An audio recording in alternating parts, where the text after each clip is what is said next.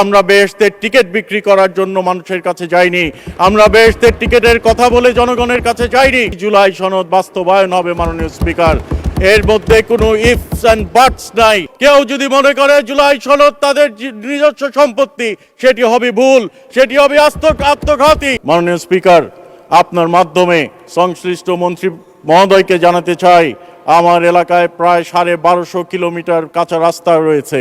এই রাস্তাগুলোর খুব করুণ দশা মাননীয় স্পিকার। রোগী যদি রাস্তা দিয়ে নিতে হয়, তারা আরও অসুস্থ হয়ে পড়ে, মৃত্যু হয়ে পড়ে, এবং গর্ভবতী মায়েরা হাসপাতালে যেতে পারে না। রাস্তার যেই করুণ দশা মাননীয় স্পিকার, আমি বিনীতভাবে অনুরোধ করতে চাই, আমাদেরকে এই সংসদে পাঠিয়েছে তাদের প্রতিনিধিত্ব করে তাদের এলাকার উন্নয়নের জন্য।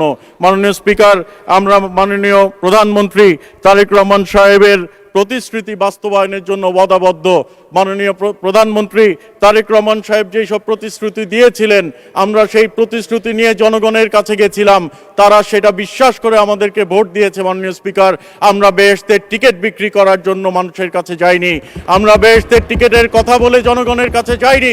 আমরা গেছিলাম আমাদের ইশতেহার নিয়ে, সেই ইশতেহারকে মানুষ বিশ্বাস করেছে। আমরা এই প্রতিশ্রুতি থেকে বাস্তবায়ন করছি। মাননীয় স্পিকার, এই বাস্তবায়নের পদক্ষেপ গ্রহণের পরে মানুষ, এমনকি বিরোধী দলীয় যার সংসদ সদস্যরা আছেন, তারাও এখন তাদের এলাকায় ফ্যামিলি কার্ড চাচ্ছেন, তারাও তাদের এলাকায় কৃষক কার্ড চাচ্ছেন, কিন্তু নির্বাচনের আগে বলা হয়েছিল সেইগুলো ভুয়া।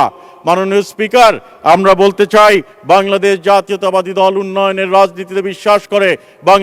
বাংলাদেশ জাতীয়তাবাদী দল যেই প্রতিশ্রুতি দেয়, সেই প্রতিশ্রুতি বাস্তবায়ন করে।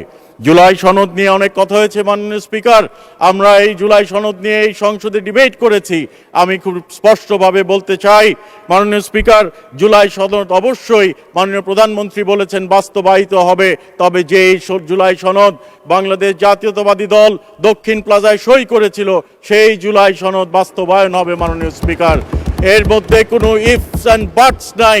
তবে যদি জনগণের দৃষ্টি অন্যদিকে ফিরাতে হয়, জনগণের দৃষ্টি ফিরানোর চেষ্টা করা হয়, অপচেষ্টা করা হয়, তাহলে সেটা হবে আত্মঘাতী।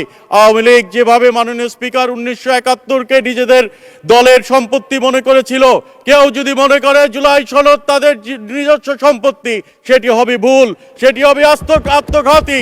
বাংলাদেশের জনগণ সেটা মেনে নেবে না মাননীয় স্পিকার।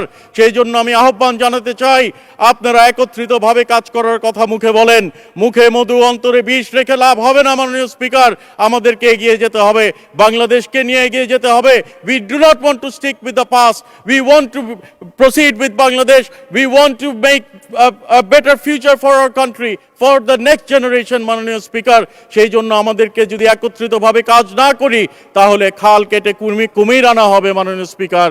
কাজেই আমি ওনাদেরকে দ্ব্যর্থহীন কণ্ঠে এবং তাদেরকে আমি আহ্বান জানাতে চাই, যেন আমরা বিরোধিতার জন্য বিরোধিতা না করি। ডিবেট হবে, আপনাদের সংসদ সদস্যরা অনেকে বলেন ডিবেট করব, ডিবেট করেন, কিন্তু আমরা কোনো ন্যারেটিভ তৈরি যেন না করি যে বাংলাদেশ জাতীয়তাবাদী দল অথবা আপনাদের জোটের যে দলগুলো আছে, তারা জুলাই সনদ নিয়ে কোনো বিতর্ক সৃষ্টি করছে।